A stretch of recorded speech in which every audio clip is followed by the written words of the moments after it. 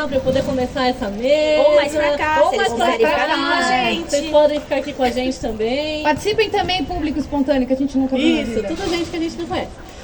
Pessoal, muito boa tarde, muito obrigada pela presença de todas e todos vocês aqui. Eu sou a Tiane, eu dirigi esse espetáculo e sou fundadora da 2ml junto com a Júlia, que faz a Leona. Aqui a gente tem a Tati Glinglard, Glinglani. Eu treinei 3 vezes e errei. Tati Glinglani sendo intérprete de Libras dessa mesa e que também fez a coordenação de interpretação em Libras do espetáculo hoje. A gente tem mais uma sessão com Libras. Consultem o nosso Instagram para saber as medidas de acessibilidade que a gente tem disponível. E a gente recebe para a mesa cartão vermelho a Gabriela Montesano, que é coordenadora de conteúdo do São Paulo Futebol Clube, assessora do futebol feminino do mesmo clube, jornalista apaixonada por futebol, roteirista e diretora do mini documentário A Copa Tem Rosto de Mulher. Ele foi gravado durante a Copa Masculina na Rússia. E quando eu fui assistir o documentário, pesquisar o trabalho da Gabi, eu vi que ela se inspirou em um livro que chama A Guerra Não Tem Rosto de Mulher, que é um livro muito lindo e muito especial sobre as mulheres da guerra e a invisibilidade delas. E daí eu queria saber, Gabi, começar falando então pelo documentário, que eu acho que é um trabalho muito lindo, muito sensível, e acho impressionante que você tenha feito isso com seus próprios recursos e esforço. E aí eu queria que você começasse contando um pouquinho pra gente como foi isso e qual é essa relação com a invisibilidade da mulher e o documentário pra você. Boa tarde, estou muito feliz de estar aqui, gostei muito de assistir, estava falando pro pessoal aqui o quão importante foi ter vivenciado esse momento e relembrado também de várias coisas da minha vida, como ter jogado futebol desde pequenininha, sendo mulher, no crescimento também como uma mulher que é apaixonada por futebol e trabalha com futebol, a gente sabe da dificuldade. E aí a partir disso eu fui tendo várias ideias que culminaram para a produção desse documentário. De fato foi uma coisa meio louca. Hoje eu olho e falo, gente, o que eu fui inventar de ficar 40 dias na Rússia para falar sobre as mulheres que trabalham numa Copa masculina. É uma coisa completamente maluca, assim, que eu tive na ideia na época. Mas eu falei, eu vou porque eu quero mostrar que de fato é isso, que as mulheres elas já foram invisíveis por muito tempo, em muitos lugares. E a partir desse livro que eu li, que é a Copa, a Guerra Não Tem Rosto de Mulher, falava sobre todas essas mulheres que estavam lá e não eram vistas, né? E eu falei assim, imagina o tanto de mulher que tem numa Copa masculina que não é vista também, que a gente não faz ideia. Porque, óbvio, né, uma Copa masculina, os protagonistas são os homens, né? A gente acompanhou uma última Copa aqui, a Argentina campeã, os protagonistas são os homens, né? Os protagonistas que sempre vão estar à frente, sejam jogadores ou staff. Todas essas pessoas, elas costumam ser homens. E eu queria entender como que as mulheres tinham um papel importante na construção dessa Copa. E aí, a partir disso, eu fui encontrando caminhos ali onde várias mulheres eram protagonistas também. Eu achei muito legal que uma estatística que você dá logo no começo do documentário é que 37% das torcedoras são mulheres, dos torcedores todos, né, são mulheres, e 64% dos voluntários são mulheres. Sim. Então, para uma mulher ocupar esse espaço e conseguir estar ali, ela tem que fazer o voluntariado, né? Uma coisa um pouco complexa.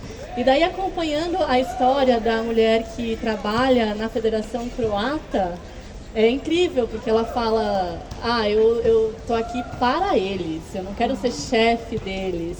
Queria saber como é que você percebe isso até no seu dia a dia de trabalho hoje, com o São Paulo, e não só lá, mas enfim, o jornalismo esportivo de forma geral. Só para dar uma ideia do que foi nessa entrevista, um dos bate-papos que eu tive lá na Copa da Rússia é com a gerente de futebol da Croácia. E ela é uma mulher, então é uma mulher que tem um cargo muito grande dentro de uma seleção, ela coordena todas as coisas que acontecem por volta dessa seleção.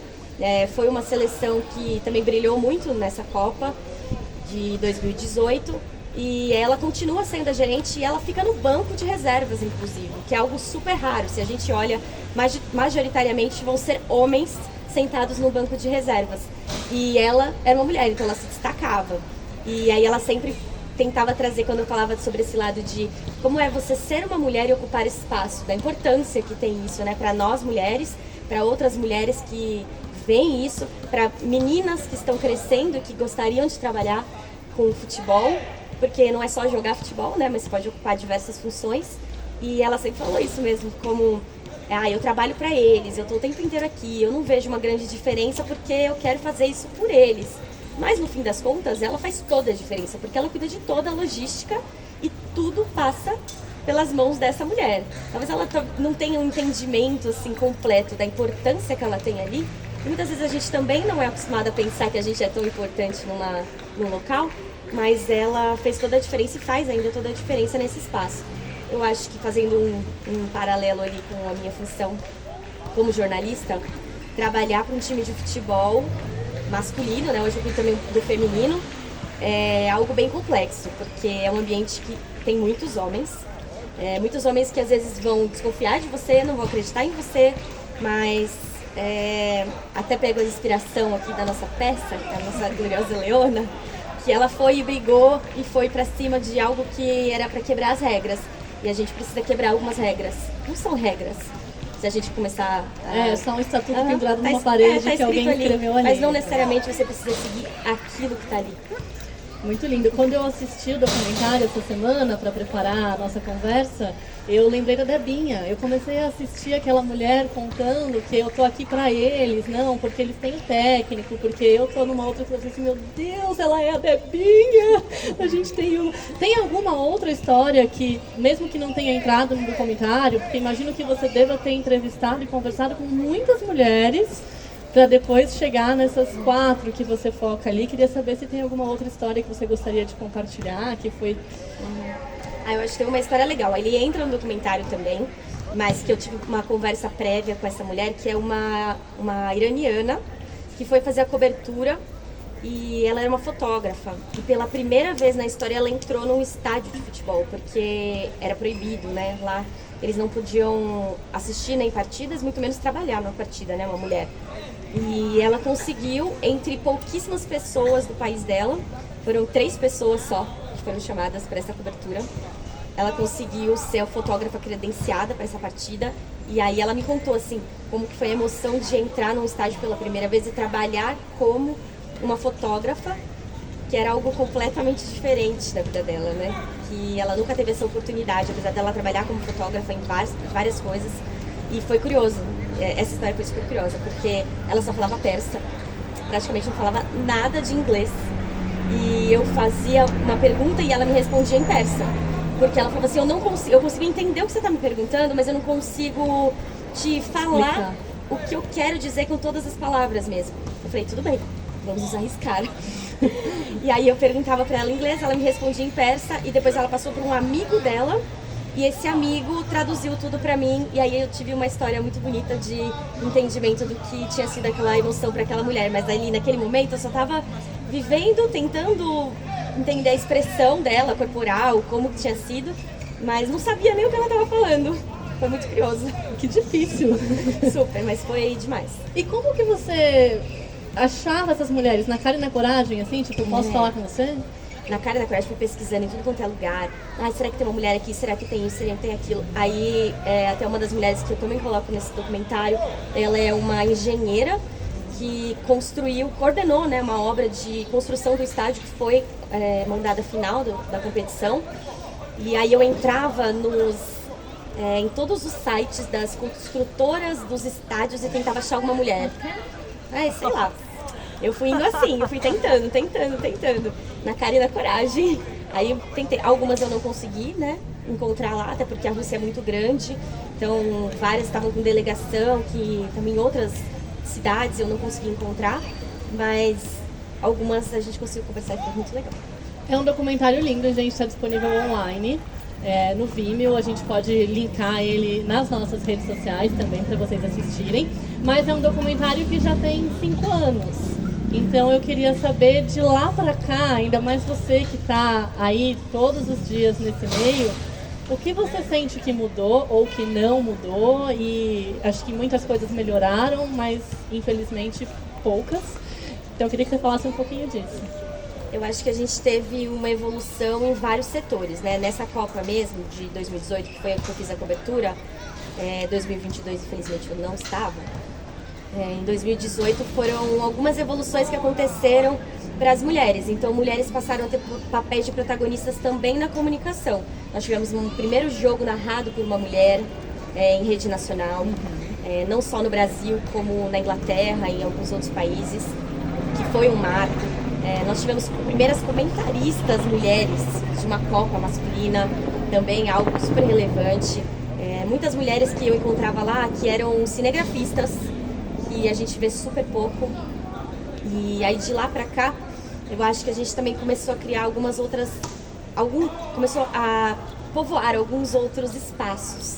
E, por exemplo, nessa última Copa nós tivemos a primeira mulher a arbitrar uma partida, que é uma francesa, que já é uma mulher do quadro FIFA, mas que ela ainda não tinha tido a oportunidade de ser escalada, por mais que ela estivesse, às vezes, num patamar maior do que outros homens, de poder arbitrar uma partida, e aí ela foi árbitra de uma partida da primeira fase da Copa de 2022.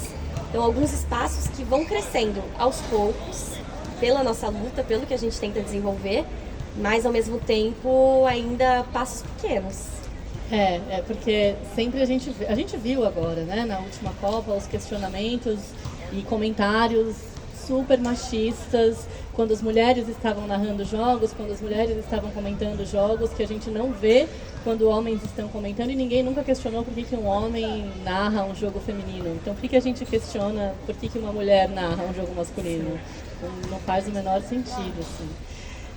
Bom, gente, se alguém tiver pergunta, eu esqueci de falar, mas vocês podem fazer, tá? Não precisa esperar eu falar. Alguém tem uma pergunta? Levanta a mão aí e vai fazendo pergunta. A gente vai conversando junto. Eu já vi que tem uns tricolores ali, né? Mas assim, resposta Muito sobre bem São Paulo, eu não sei vestidos. se eu vou falar muito, não. Eu acho bem desagradável, porque na última mesa Cartão Vermelho eu conversei com a Nayara, do Joga Amiga, que trabalha no futebol de várzea feminino, super corintiana. Verdade. E ninguém fez essa festa pro Corinthians. Olha queria só, dizer isso. que privilégio. Eu acho que tá tendo, assim, uma questão aqui contra a diretora corintiana do espetáculo, mas tudo bem. É porque tá se baseando na mais viciada, entendeu? Isso é verdade. Eu queria te fazer uma pergunta sobre o São Paulo, então, para homenagear os tricolores que estão aí. Eu sei que hoje você trabalha bastante com o futebol feminino, mas por um tempo você coordenou também o conteúdo do futebol masculino, certo? Certo. Hoje, antes de vir para cá, o São Paulo tinha 6,5 milhões de seguidores no Instagram. E aí eu fico pensando a dificuldade, mas também a importância que é ter uma mulher coordenando o que é postado em um Instagram onde eu tenho certeza a maior parte do público são homens. Então eu queria saber que você falasse um pouquinho disso e como é que é escolher o que é postado, lidar com comentários desagradáveis e machistas que eu tenho certeza que vocês devem receber, e se dá para ir cavando buraco, sabe? Brecha, espaço para minimamente conscientizar as pessoas da igualdade de gênero. É difícil, porque o futebol de fato é machista ainda, mas no primeiro momento, quando eu comecei a trabalhar com essa parte de coordenação de conteúdo, eu também aparecia nas redes do São Paulo. Então eu era uma mulher falando sobre o jogo daqueles homens, né, para os homens, que é um público que consome mais esse conteúdo. E existiam muitos comentários do tipo, ai, seria melhor se você tivesse passado uma maquiagem. Eu juro, recebia vários, assim. Eu, às vezes, lia e eu tinha uma certa dificuldade, às vezes, de filtrar esse tipo de comentário. Depois eu fui conseguindo passar por essa fase de ficar lendo todas as coisas e pensando, meu Deus, será que eu devia mesmo? Porque a gente se questiona, né? Não, e é péssimo, porque o que tem a ver o jeito que você nada. escolhe se apresentar com o seu trabalho, mas eu imagino que eu ia ficar arrasadíssima. Não, era assim, era um conflito, sabe? Que eu olhava e falava, não, eu acho que eu tô conseguindo passar bem a informação, mas ao mesmo tempo tinham questionamentos desse tipo. E eu falava, será que eu poderia ser melhor nisso? Será que eu poderia... Enfim, coisas que me colocavam dúvidas de se eu estava fazendo um bom trabalho. Mas aí ao longo do tempo eu fui vendo que não, que dava para desenvolver bons trabalhos assim, sem pensar nessa parte, a gente tem que ignorar esse tipo de coisa, infelizmente, e trabalhar para que as mulheres consigam ser mais incluídas. Então você vai fazer vai olhar o tipo de público que você tem. Por incrível que pareça, quando a gente olhava as métricas, esse consumo da mulher era muito alto nas redes do feminino, nas redes do futebol masculino. E a gente tinha um público bem feminino até consumindo. Me surpreendi quando fui ver. E aí você consegue criar uma linguagem para você tentar abordar todas as coisas e para os dois públicos. E acho que não só isso, mas mostrar que tinham mulheres trabalhando ali, ou com campanhas onde as mulheres também apareciam. Foram vários fatores para a gente tentar mudar um pouquinho do que é essa ideia. Aí depois, como eu comecei a trabalhar um pouco mais com o feminino, de inserir o futebol feminino também nessa parte faz a diferença. No começo você vê muitos comentários péssimos, depois as pessoas começam a consumir um pouco mais conteúdo e normalizam a existência desse conteúdo e fazem com que aquilo fique mais tranquilo também pra gente que trabalha e ver como que elas reagem. Acho que é uma questão de você criar isso aos pouquinhos, ignorar um pouco os comentários ruins e continuar trabalhando para que seja algo mais comum. Porque pra mim, assim, eu vejo isso como um trabalho de formação. De formação, de ensinar mesmo. A gente tem que ter uma responsabilidade no teatro, que é a minha praia, mas não entendo nada de jornalismo, mas imagino que seja a mesma coisa. A gente trabalha com o público, então como é que a gente está formando aquele público para ter um pensamento crítico, reflexivo sobre as coisas todas. E imagino que o futebol seja ainda muito mais machista do que o teatro, que também é machista. Mas a gente também tem a questão contrária, né? De muita gente achar que o teatro é coisa de mulher. Sabe, assim, e a gente recebe alguns meninos que já vieram assistir a peça que falam assim, a gente fala, você gosta de futebol, menino? Não. Como se fosse uma pergunta óbvia, assim, você é homem e não gosta de futebol. Mas gosta de teatro, mas gosta de estar presente, assim, se identifica, né? Tem o personagem do Mosquito que cria uma identificação, de certa forma, com os meninos que não gostam de futebol. É engraçado isso, né? Você falou sobre essa parte de você ter pessoas que não gostam de futebol, porque normalmente as pessoas não perguntam pro menino se ele gosta de futebol, é meio que natural ele gostar de futebol. E pras mulheres você gosta de... Nossa, mas você gosta de futebol? Aí mas começa a perguntar mesmo? A escalação do time inteira pra ver se você realmente sabe sobre.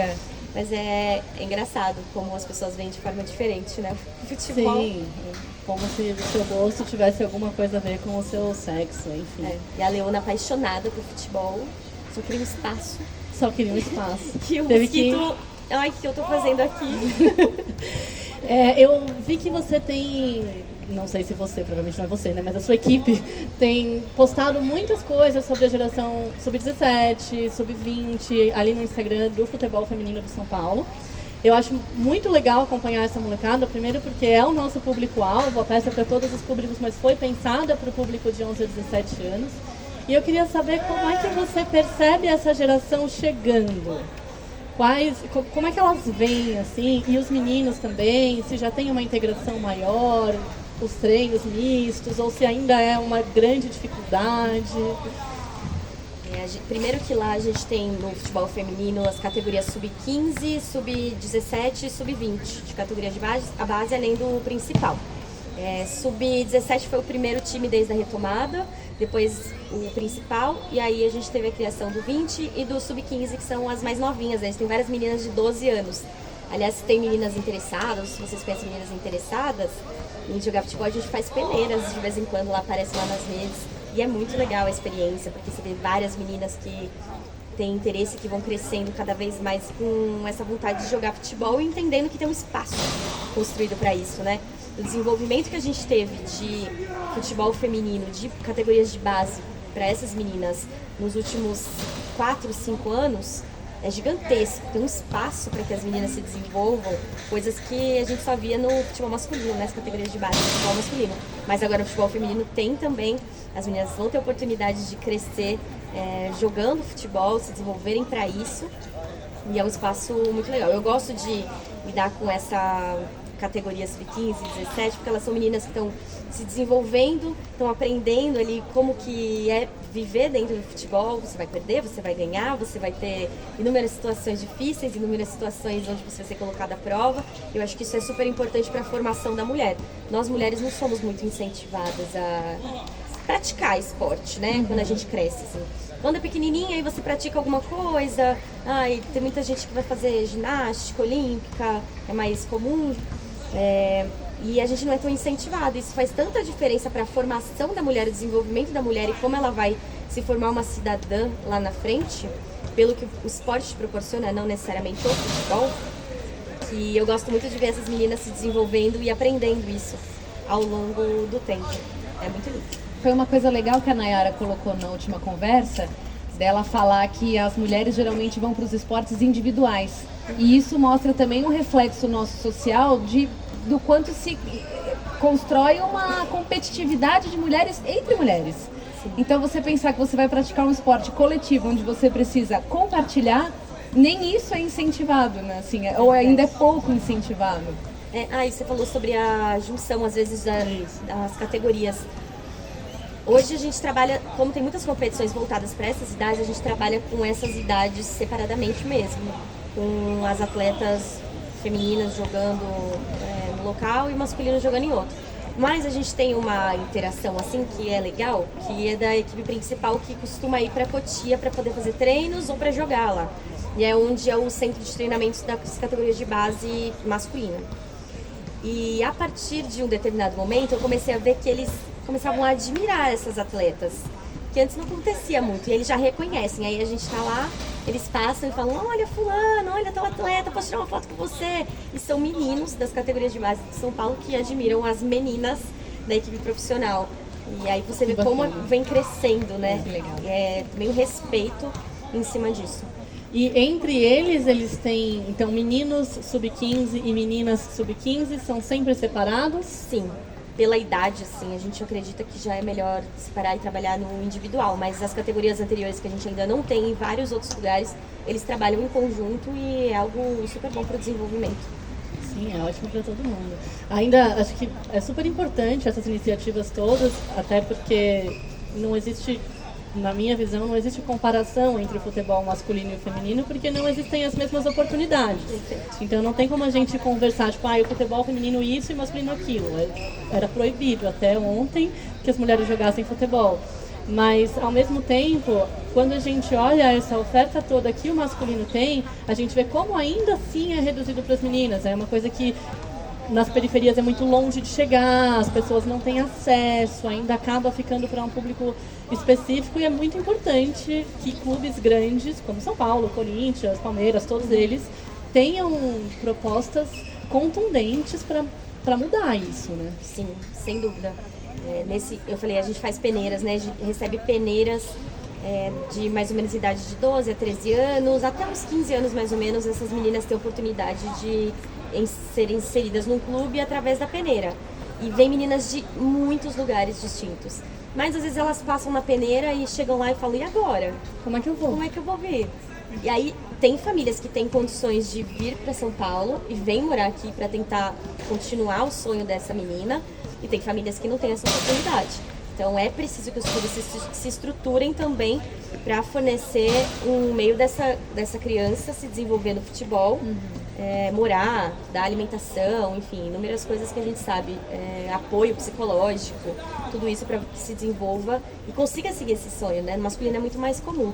No feminino são poucos clubes ainda que conseguem. Gente, alguém gostaria de fazer alguma pergunta ou falar alguma coisa para qualquer uma das pessoas que estão aqui? Um de cada vez, tá, gente? Sem pressa.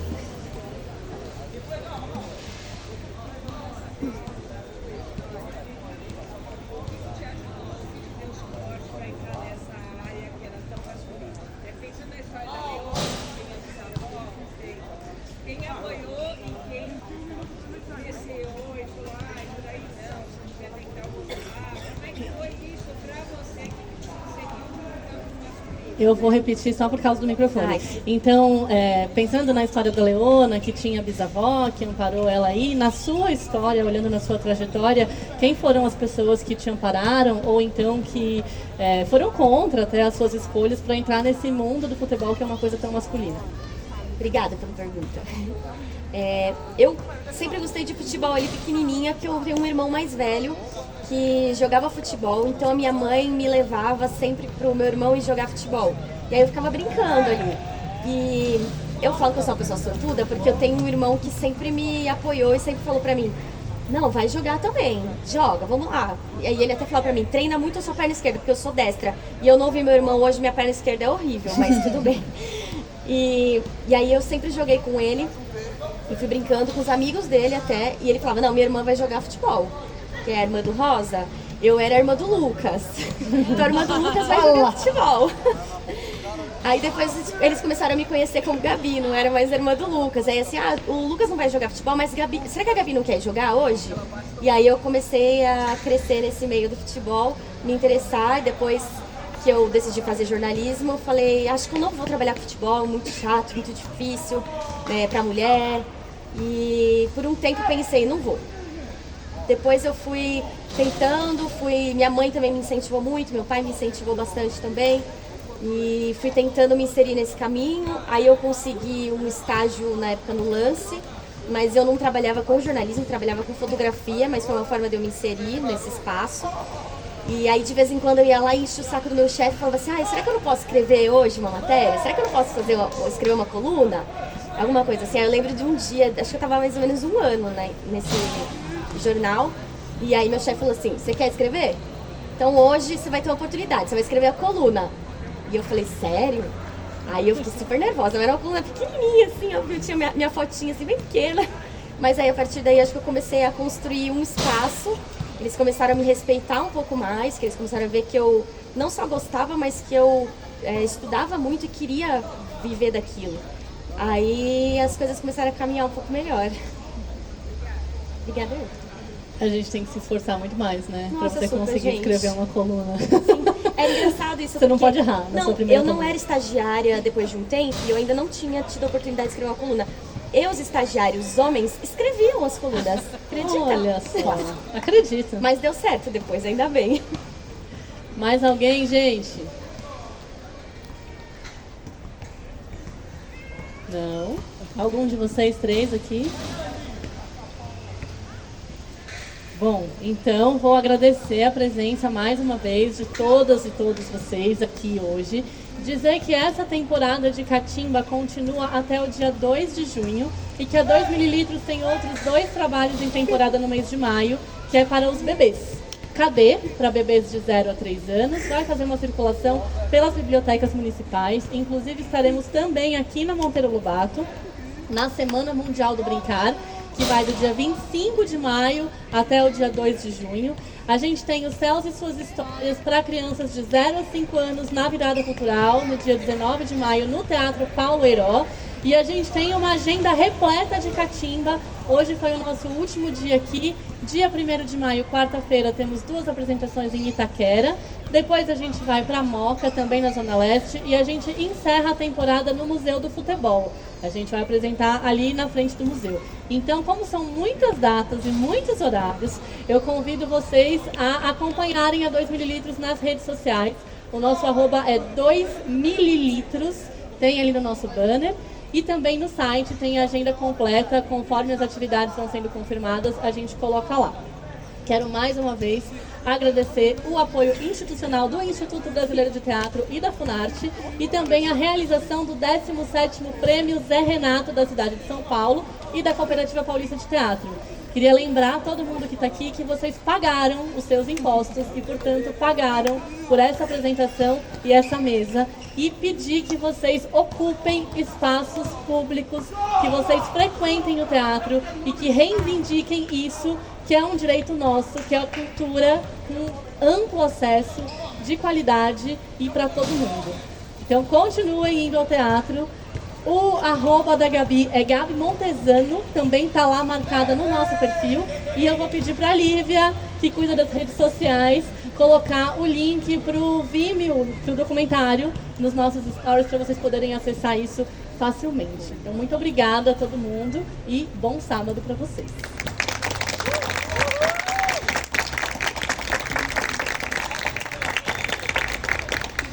Gabi, você é uma queridíssima.